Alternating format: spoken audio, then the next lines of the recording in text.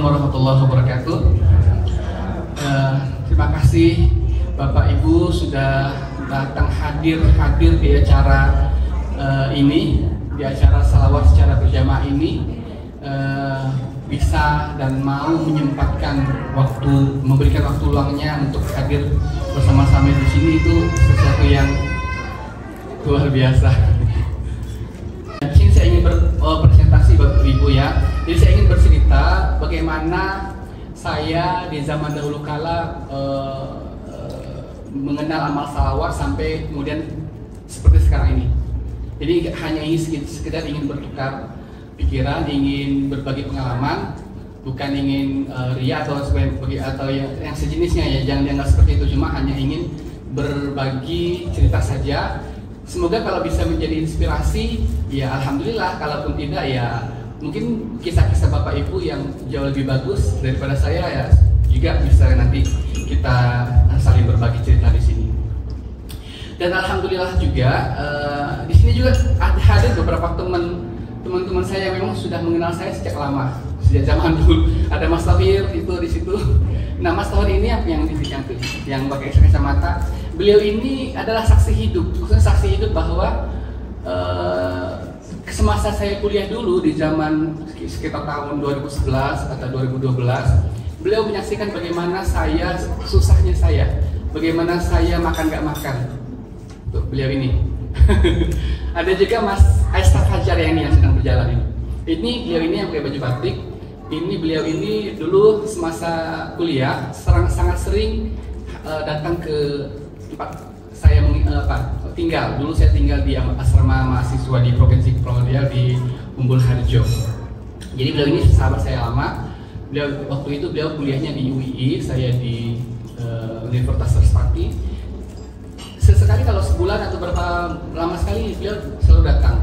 Dan waktu itu di zaman itu sering traktir saya ya. Zaman itu beliau sering traktir ya, zaman itu. Oke, kita mulai. Nah, ini perkenalan ya, perkenalan dulu nih. Jadi nama saya Mukhlis Marsal Pakpahan. Jadi Pakpahan itu adalah marga. Ya, kalau nama saya di KTP, di ijazah hanya Mukhlis Marsal saja. Jadi Mukhlis Marsal itu bukan nama hijrah ya. Kan ada orang tuh yang namanya Irwan, nanti nama hijrahnya siapa gitu. Ya, ini nama aslinya begini dari sononya. Pakpahan itu adalah marga untuk suku Batak. Sebetulnya saya sendiri adalah orang Batak, dan kebetulan marga Pakpahan itu kalau dilihat secara faktual sangat sedikit yang beragama Islam. Orang-orang Batak yang bermarga Pakpahan itu persentasenya untuk yang beragama Islam sangat kecil. Ya. Kemudian saya adalah anak kedua dari 6 bersaudara dan berasal dari keluarga yang sederhana. Jadi kakak saya itu adalah ibunya dari yang ini, yang baju putih ini. Beliau ini ibunya beliau adalah kakak saya, dan kebetulan sudah meninggal dunia tahun 2012. Gitu. Jadi semasa kecil saya ini orang tua saya bukan termasuk orang yang taat ya.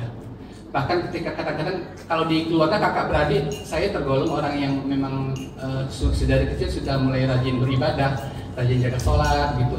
Cuma begitu dia kadang-kadang di keluarga itu ya, kalau misalnya saya itu ngajak adik saya sholat ya, ayo kamu udah sholat belum? Ayo sholat, saya gituin. Terus nanti itu didengar sama orang tua saya misalnya, alah kamu, udah kalau mau sholat sendiri nggak usah urusin orang lain. Nah saya digituin. Jadi kayaknya kita ngajak kebaikan tapi orang tua malah tidak melakukan dukungan, malah kita yang dibully gitu. Itulah yang saya sering alami di keluarga dulu. Nah, jadi selalu ada kontroversi antara kita yang ingin mengajak kepada kebaikan, tapi justru orang-orang terdalam kita sendiri tidak mendukung, begitu di zaman dahulu kala. Dan orang tua saya juga berasal dari orang tua yang sangat miskin. Saya umur SMP kelas 1, waktu itu tahun 1995, ibu saya sudah meninggal dunia. Saya masih SMP kelas 1. Waktu itu adik-adik saya yang paling kecil itu masih berumur 2 tahun. Saya anak kedua, kakak saya itu semasa itu sudah SMA kelas 1 lebih kurang. Jadi kami ditinggal ibu itu masih kecil-kecil semua. Dan 2 tahun kemudian ayah saya pun menikah. Dan setelah saya tamat SMA, itu ayah saya pun meninggal dunia. Jadi ketika ayah saya meninggal dunia, adik saya itu masih kecil-kecil. Kemudian saya setelah tamat SMA merantau ke Kota Batam di Provinsi Kepulauan Riau. Adik-adik saya masih ada di Sumatera Utara di Kota Padang Sidempuan. Nah begitulah, jadi saya ke Batam itu dulunya juga ya ikut keluarga. Sangat pedih Bu dulu. Pedihnya itu saya sudah alami seperti pedihnya. Gimana pedihnya? Bayangin ya, saya ikut sepupu saya di Kota Batam. Saya itu jual bensin eceran. Ada kan bensin eceran yang 1,5 liter itu dijual nanti di pinggir jalan. Itu saya jual bensin eceran itu di zaman itu masih presidennya masih Megawati ya, tahun 2001. Harga bensin satu botol itu harganya yang penuh itu Rp3.000 di zaman itu. Ya kalau yang sampai sini 2.500. Zaman itu saya harus buka jualan jam 6 pagi, kemudian saya tutup jualan jam setengah 1 malam. Nggak boleh tidur, nggak boleh istirahat. Dan itu Senin sampai Minggu, 7 hari kerja non-stop. Dan dibayar berapa? Dibayar gajinya cuma 150.000 sebulan. Bisa apa coba? Dengan jam kerja dengan jam kerja yang dari pagi sampai malam, gaji hanya 150.000. Terus kita mau komplain sama siapa? Orang tua udah nggak punya, ayah ibu nggak punya, mau melawan sama siapa? Jadi suatu ketika itu saya merantau di Batam, saya pernah iri melihat teman-teman saya, mereka lulus SMA itu bisa melamar pekerjaan ke berbagai perusahaan, atau ijazah mereka bisa mereka manfaatkan untuk bekerja yang layak lah gitu. Kalau saya kan anggapnya saya punya ijazah kan saya tidak layak bekerja seperti itu, dikerjakan dari jam 6 pagi sampai jam 1 malam. Kalau saya tergantung tuh ya nggak bisa tidur, nggak boleh. Kalaupun saya harus hari Minggu harus libur pun, itu libur misalnya saya dibolehkan hanya pergi ke mall sebentar dan pulang dari mall harus jualan sampai jam 1 malam, nggak boleh istirahat lebih cepat. Itu yang salahnya. Suatu ketika saya pernah komplain kepada kakak sepupu saya tempat saya bekerja itu. Beliau adalah kakak sepupu saya. Ayahnya sama ayah saya kakak beradik. Ayahnya lebih tua, ayah saya adiknya. Jadi saya bilang, Kak, aku kayaknya berhenti kerja aja lah. Boleh nggak aku mau melamar kerja di tempat lain? Saya bilang begitu kan. Waktu itu dia bilang begini, apa kamu bilang Klis? Katanya. Coba ulangi lagi kata-katamu, katanya gitu. Iya Kak, jadi aku kan kalau bisa hidupnya lebih bagus. Kalau misalnya aku bekerja di tempat lain, mungkin kehidupannya lebih bisa aku nambah uang untuk kirim sama adik-adik. Saya bilang gitu. Begini ya, kamu sadar nggak? Kamu kan dibawa ke Batam ini itu untuk kerja sama siapa? Kamu dibawa ke Batam itu untuk kerja sama kakak, bukan untuk kerja sama orang lain. Kalau kamu mau cari kerja di tempat lain, silakan, tapi jangan tinggal di Batam. Silakan kamu kerja di kota lain, tapi tidak boleh tinggal di Batam. Kalau kamu mau kerja di Batam, ya itu kerjanya sama saya karena saya yang bawa kamu ke sini. Kemudian dia bilang apa lagi? Lagian kamu nggak mikir. Kamu tahu nggak kalau kamu kerja di perusahaan itu, kamu kerja di perusahaan, ya? Kan kamu tuh bosnya siapa? Bosnya orang Cina, orang asing, siapa kan gitu. Kalau kamu kerja sama bosnya orang Cina, orang siapa, lah itu kan artinya kamu jadi babu orang Cina. Ngapain kamu jadi babunya orang Cina? Mendingan kamu jadi babuku aja. Saya digituin. Ngapain kamu jadi babunya orang Cina? Kayak saya ini mau saudaramu, lebih berhaklah saya jadikan kamu babu daripada orang itu. Bayangin kalau bapak ibu menerima perkataan seperti itu, bagaimana perasaannya? Itu yang saya alami Saya dikatakan mendingan kamu itu jadi babu saya daripada babunya orang Cina gitu. Nah, begitu. Itulah saya. Jadi ketika itu saya merasa diri saya itu sebatang kara, nggak punya tempat mengadu. Kalau saya sedih, saya misalnya mau berontak bagaimana? Saya nggak punya orang tua tempat saya mengadu, nggak seperti orang-orang.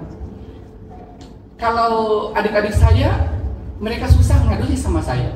Kalau saya kan anak paling tertua, ngadu sama siapa? Nah, sejak itulah saya itu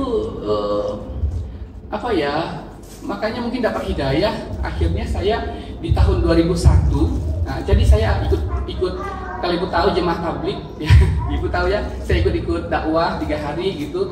Itu awal mulanya di tahun 2001. Sementara itu di Kota Batam saya diajak iktikaf 3 hari di sana. Sejak itulah saya mulai memperbaiki diri, mulai bisa menjaga sholat, bisa menjaga amal ibadah. Nah, sejak itu karena kita di jemaah kan diajarkan bagaimana kalau kita ada masalah tidak boleh meminta kepada makhluk tapi meminta kepada Allah. Tidak boleh berharap kepada makhluk tapi berharaplah kepada Allah, kan begitu. Jadi ilmu-ilmu yang diajarkan di sana itu ya saya terapkan dalam kehidupan saya sehari-hari. Jadi kalau saya ada masalah besar, ya saya nggak bisa ngadu sama siapa-siapa. Saya cuma ngadunya sama Allah saja. Ya, kalau ngadu sama Allah itu bagaimana? Ya iya, kita tahajud, kita bangun malam, kita sholat, kita zikir, begitu. Ya, itu yang saya lakukan. Walaupun pada kenyataannya, faktualnya, hidup saya dari itu sampai dengan tahun 2000 berapa ya? 2018, 2019 itu masih maju mundur gitu. Masih ditimpa banyak masalah karena semasa itu memang saya belum mengenal amal salawat. Ya, oke, kita next ya biar kita awal tahu amalan salawat itu waktu kuliah. Jadi saya kuliah ke Jogja itu tahun 2011 saya datang ke Yogyakarta. Sebetulnya saya sudah mendaftar kuliah waktu itu di Kota Batam. Tahun 2005 saya sudah daftar kuliah. Tetapi kan karena saya berjuang sendiri, tidak ada yang support biaya saya anak yatim piatu, jadi ya saya harus berjuang semuanya. Nah, kebetulan di tahun 2010, nah ada ini kisahnya ajaib lagi nih, ini kisah keajaiban spiritual ini. Jadi di tahun 2010 itu ada satu orang teman saya itu dulu pernah menjadi partner saya kerja di PT Kyocera di Kota Batam. Nah, setelah lama tidak bertemu, maka beliau kemudian menghubungi. Tiba-tiba kami ketemu di Facebook itu. "Klis, apa kabar?" katanya. "Baik Pak," saya bilang gitu. "Kamu udah kerja di mana sekarang?" katanya. "Saya nggak kerja Pak, saya cuma jualan aja." "Lah, kamu kok nggak kerja, kan kamu udah lulus kuliah," katanya kan. Setahu dia kan saya sudah kuliah waktu itu 2005, seharusnya kan sudah lulus. Iya, waktu itu memang saya pernah kuliah, cuma terputus di tengah jalan Pak, saya bilang. "Oh begitu," katanya. Nah, singkat ceritanya beberapa bulan kemudian dia entah kenapa dia berpikir tentang saya. Jadi dia itu kayaknya menghubungi saya lagi lewat waktu itu belum ada WA ya, tahun segitu belum ada, masih SMS. "Klis, kalau seandainya nih kamu melanjutkan kuliah lagi, kamu mau nggak?" katanya. Saya bilang, "Ya mau Pak, tapi kan gimana ya, saya nggak kepikiran tuh mau kuliah. Boro-boro mau kuliah untuk makan aja susah," kan gitu kan. Boro-boro mikirin kuliah, untuk makan sehari-hari aja saya nggak tahu gitu, dari mana harus dapat gitu. "Iya, maksud saya gini Klis," katanya. Dia tiba-tiba langsung dia telepon, "Maksudnya gini, saya itu kan rencananya kalau kamu memang ada mau niat kuliah, nggak apa-apa saya yang biayain. Saya yang kasih biaya semua," katanya. Saya pikir itu bercanda gitu. "Ah, masa sih?" "Iya." "Terus coba nanti kamu tanya, kalau misalnya kamu lanjut lagi, kira-kira berapa lagi kekurangan biayanya," katanya gitu. Jadi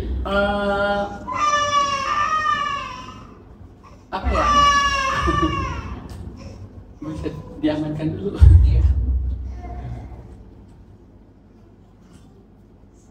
Ya, jadi saya tanya ke kampus waktu itu ya, ke kampus yang lama. Kalau biaya kuliah itu di zaman itu saya per semester 2 juta ya. Kemudian saya kira-kira kalau di zaman ini udah berapa tahun nggak kuliah, kemungkinan naik 500.000, berarti kalau 4 semester sekitar 10 juta lah lebih kurang. Jadi saya bilang sama namanya Pak Nelson, kemungkinan saya 4 semester lagi kalau biaya kuliah saya sekitar segitulah Pak, saya sedang 10 juta. Oh iya, nanti nggak berapa lama nanti saya transfer uang 10 juta, katanya gitu. Jadi ya singkat cerita, ditransfer lah itu 10 juta ke saya. Lain saya betul-betul ini kaget lah. Bayangkan ya, ada orang yang transfer uang segitu banyak, 10 juta, tidak ada hubungan darah, tidak ada hubungan family, istilahnya dia pun bukan teman-teman yang dekat-dekat banget. Buat saya itu kan sebuah keanehan. Jangankan dia, misalnya sepupu saya atau kakak saya atau paman saya pun nggak pernah ngasih uang segitu banyak. Ya kan? Bisa dibayangin nggak itu keajaiban seperti itu? Dia bukan siapa-siapa saya, bukan ada hubungan darah, tapi transfer uang saya 10 juta. Jadi katanya ini uang saya kasih ke kamu, buat kamu biaya kuliah, katanya gitu. Pakailah uang ini untuk kuliah. Singkat ceritanya itulah saya konsultasi dengan paman saya kebetulan ada di Yogyakarta. Dia menyarankan, ya udah kamu kuliahnya di Yogyakarta. Karena di Yogyakarta itu sistem pendidikannya lebih bagus dibandingkan di kota-kota lain. Nah, itulah awal mulanya saya bisa datang ke kota Yogyakarta karena atas rekomendasi oleh paman saya. Begitu ceritanya. Jadi singkat ceritanya tahun 2011 dengan membawa uang 10 juta itu saya datang ke Yogyakarta untuk melanjutkan kuliah. Tahu nggak Bapak Ibu? Uang 10 juta itu 4 bulan udah habis loh. Sedangkan saya harus menyelesaikan kuliah 3 tahun kemudian. 3 tahun kemudian saya harus menyelesaikan kuliah untuk sampai lulus sarjana. Sementara uang 10 juta dalam tempo 4 bulan sudah habis. Saya tidak punya support biaya dari manapun, dari orang tua tidak punya. Bahkan saya pun tidak bekerja, tidak bekerja. Bayangkan kalau seandainya saya bekerja waktu itu di Batam di Yogyakarta, seandainya kalau mahasiswa bekerjanya apa sih? Paling jaga warnet gitu ya. Kalau jaga warnet misalnya 1 bulan, digaji berapa? 400 paling, ya nggak?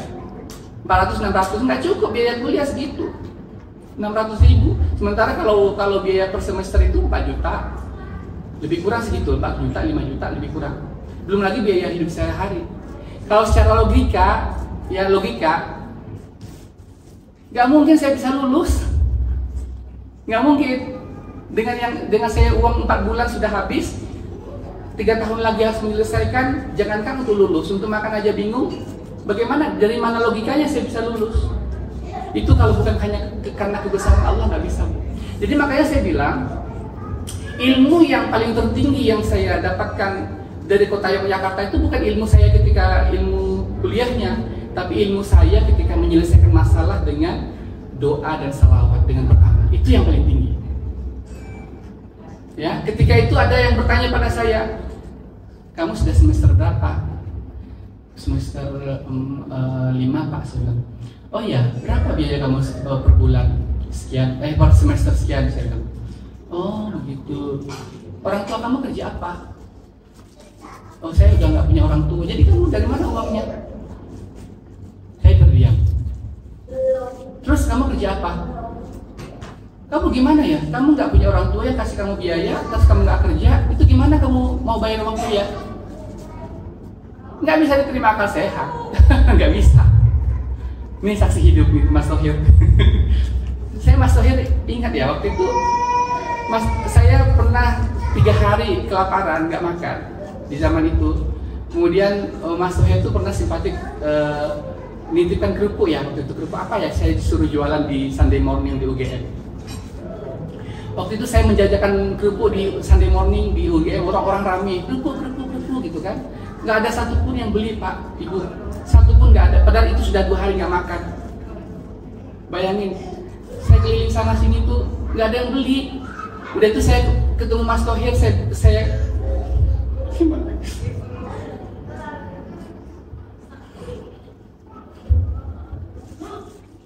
Saya jumpa Mas Tohir, saya kasih lihat itu kerupuk gak ada yang terjual. Waktu itu ya Mas Tohir hanya kasihan melihat saya, lalu dia kasih uang 10.000. Mungkin ya nggak laku, tapi dia kasih uang 10.000 untuk saya. Ya udah, dengan uang 10.000 saya langsung, tapi saya nggak kasih tahu kalau ke Pak Master bahwa saya itu belum makan, saya nggak kasih tahu, dia nggak tahu itu. Tapi dengan uang 10.000 itu saya bisa membeli makanan waktu itu. Ya begitu penderitaan saya di zaman dulu. Jadi di tahun 2012 saya menonton televisi waktu itu, ada Ustadz Yusuf Mansur cerita di Antv tentang sholawat. Jadi waktu itu tentang sholawat, Ustadz Yusuf Mansur kan sering selama habis subuh, saya kebetulan di asrama saya itu ada televisi, ya. Jadi saya lihat, wah kalau ada apa-apa selawatin aja gitu. Oh iya bagus tuh kayak gitu. Dari suatu ketika saya ini nggak ada uang. Nah waktu itu Mas Tori pernah ngajak, yuk 3 hari yuk itikaf di masjid gitu. Ya saya nggak punya uang waktu itu, nggak punya spesial pun. Jadi saya kalau mau langsung ikut pun saya malu kan, karena untuk ikut seperti itu kan butuh dana juga. Nggak mungkin saya gratisan gitu kan, malu. Jadi saya coba ilmu yang saya dapatkan dari televisi itu untuk selawat. Jadi saya sholat duha 2 rakaat, kemudian saya baca salawat. Waktu itu Allahumma sholli ala sayyidina Muhammad wa ala ali sayyidina Muhammad. Sambil saya pegang ATM, ini saya pegang seperti ini 1000 kali. Kemudian saya minta kepada Allah, ya Allah, aku nggak punya uang ini. Ya Allah, dengan keberkahan salawat yang aku bacakan, aku minta Engkau isi ATM-ku ini ya Allah. Engkau isi uang di sini. Aku nggak punya apa-apa lagi. Hanya Engkau saja tempat aku mengadu ya Allah. Terus antara ragu dan bagaimana, saya itu nggak kayak ragu kan, dikabulkan nggak ya, dikabulkan nggak ya. Tapi kita selaku manusia kan hanya berdoa saja. Lalu saya tambah lagi doa saya 1000. Salawat saya 1000 lagi, Allahumma sholli ala sayyidina Muhammad wa sallam. Kemudian saya berdoa, ya Allah minta uang, saya nggak punya uang lagi. Kemudian setelah doa, saya antara ragu-ragu dan bagaimana, saya coba aja. Saya datang ke ATM. Waktu itu ATM Syariah Mandiri. Saya cek saldo saya. Sebelum saya masukkan ATM, saya berdoa lagi, Allahumma sholli ala sayyidina Muhammad. Ya Allah, ibadah padaku ya Allah, isikanlah uang pada ATM ini, entah bagaimana caranya ya Allah. Lalu saya masukkan kartu pada ATM, itu nggak tahu Bu ya, saya cek ada uang 300.000 di situ. Padahal kemarin saya udah cek saldo itu nggak bisa ditarik, paling cuma 20.000 berapa gitu, nggak mau segitu kan nggak bisa ditarik ya. Nah jadi saya masukkan uang udah ada 300.000, tapi itu pun saya masih bingung, ini siapa yang transfer ya, kan gitu. Tapi hari itu kan hari udah Jumat sore. Ya sudah, nanti kalau pengen tahu ya Senin aja saya datang ke bank, saya tanyain sama customer service-nya, saya pikir gitu. Jadi singkat cerita, saya ikut 3 hari waktu itu bersama Mas Tohir karena sudah punya uang. Saya janji waktu itu sama Allah, kalau Engkau berikan aku uang ya Allah, aku ikut sama mereka. Tapi kalau nggak ada ya udah, aku di rumah aja. Akhirnya dikasih lewat ATM itu. Terus setelah selesai, hari Seninnya saya datang ke customer service, saya tanya ke bank, customer service di bank. Ibu, tertanggal sekian ada uang masuk, boleh nggak dilihat datanya? Kirim itu siapa yang transfer? Saya tanya begitu kepada customer service. Terus dilihat, iya memang benar ada uang masuk sejumlah sekian, tertanggal sekian, jam sekian ada. Tapi di sini saya tidak bisa menginformasikan, di sini tidak ada data siapa pengirimnya. Yang ada cuma uang masuk, jam sekian itu saja yang bisa saya lihat. Tapi kalau Bapak bertanya tentang siapa yang transfer, saya nggak bisa kasih info karena di sini tidak ada datanya. Katanya begitu. Dan itu sampai sekarang dia menjadi cerita yang misterius buat saya. Sampai sekarang nggak tahu tuh dari mana duitnya. Kalau ada orang bilang ATM itu terisi sendiri, itu apa hoax lah, apalah, demi konten lah, itu terserah mereka, tapi saya mengalami sendiri. Nah itulah awalnya yang saya ceritakan di YouTube. Saya ceritakan itu di video, lalu saya upload videonya di YouTube, itu menjadi viral sehingga sampai sekarang itu sudah ditonton 1,5 juta views.